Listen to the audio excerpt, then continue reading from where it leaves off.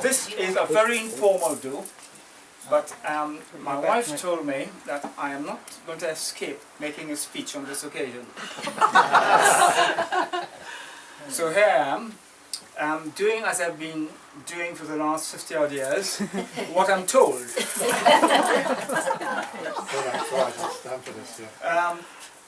Just to say, thank you very much, all of you have come all the way from Banstead and even further from Wales to join us and in this little celebration of our 50 years. It's flown like the breeze, really, it has. It's gone very quickly, and we've had quite a varied 50 years, stemming from student life in Scotland way back in the 60s, through the 70s with children and teenagers in the 80s, and now with them all grown up with their families and with our grandparents being grandparents and Max. So it's been a voyage really of discovery, but there are certain things that helps you along the way. And one of these I learned really from a joke. And the joke was about this elderly couple, and the husband said to his doctor, "Look, I think my wife's losing her hearing." And he told him, "Look, you better go back and check, see whether she can hear from certain distances." So he did that. And he went back and he tried from the hallway and says, "What's for dinner, love?" And there was no reply. So he went to the kitchen door and said, "What's for dinner, love?" And she said, "Nothing." So he walked right up to her and said, "What's for dinner, love?" And she said, for the third time, "Chicken." Does it ring a bell with you, man? It does raise, you know, the whole question of your perception may not be the reality. So, with that, even from jokes, you can learn a little bit about, you know, your own feelings, your own reactions. But all of this would not be possible without Nida. Over the 50 years, we have had some very, very difficult times, living on the rim of a 6 months, really, in those days. In our Scottish days. In our Scottish days.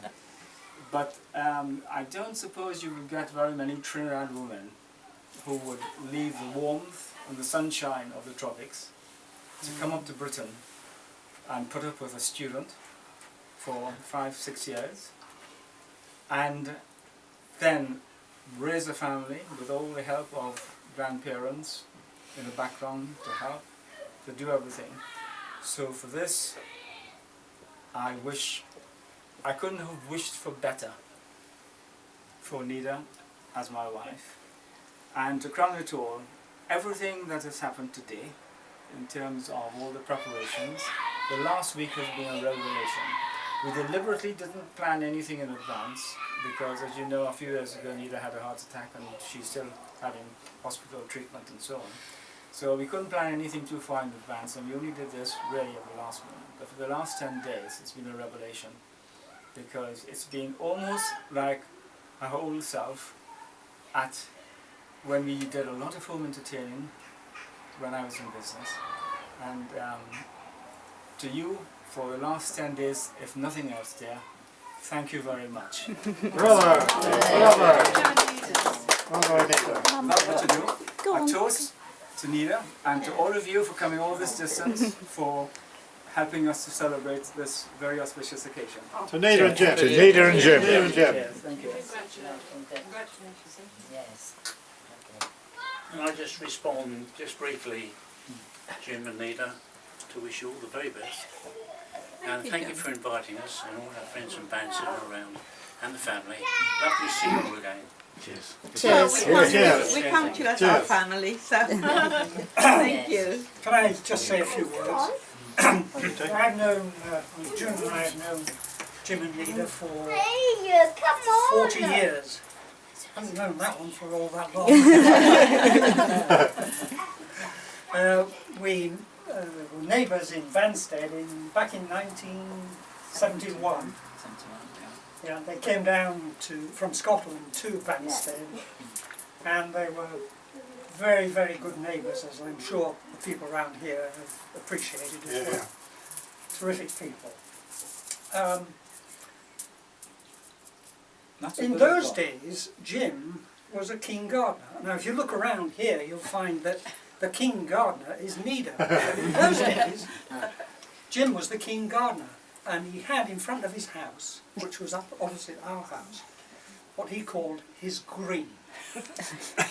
His green, and he was very, very proud of this green. We call it a lawn, by the way. We call it a green. And he was so proud of this, he wouldn't let any of the kids go on it. He sent them across the road. And I think you lost your keenness of gardening and passed it on to me then. Well, yes, I am. Yeah. He thought he'd I done did his thing. gardening out of force majeure. You don't feed, you don't get fed unless you go. Well, it was a bit of that. It was also a pecuniary side, and that is we never ever intended to stay in one place too long. So it had to be reasonably kept, so that you know, for passing, in case it went to the market. We were there a long time. But yeah, we were there a long time. We went to, I can remember we went to Paris with Jim and Nida. I think it must have been about 10 years later. 79. 79, right, thank you very much. And Jim took the car, and in those days he was an accountant, well he probably still is as well. And I think he had a meeting. He was, I think, finance director of Moulin. Yeah. And he had this meeting in Paris, and the four of us decided to go and have a look around Paris for a few days afterwards. And Moulin Rouge.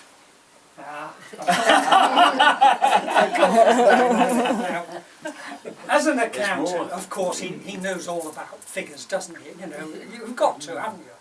Well, on the way back, actually, we were leaving Paris, and we had to get the ferry by 1 o'clock. And we'd gone about a third of the way, and I was looking at the map. I said, Jim, we're not going to make it. What had happened, he confused his kilometres and miles and his speeds. He got them all mixed up, and we were going to arrive about 2 hours late. So he puts his foot down, doesn't he? And we're doing about 90, 3 minutes to spare we got there, going about 90. Now, we were doing at 90, going along these roads in France. And at that stage, I realised that Jim was colourblind. Because if you've gone through traffic lights, it was very, very strange, because we were belting along these roads in France.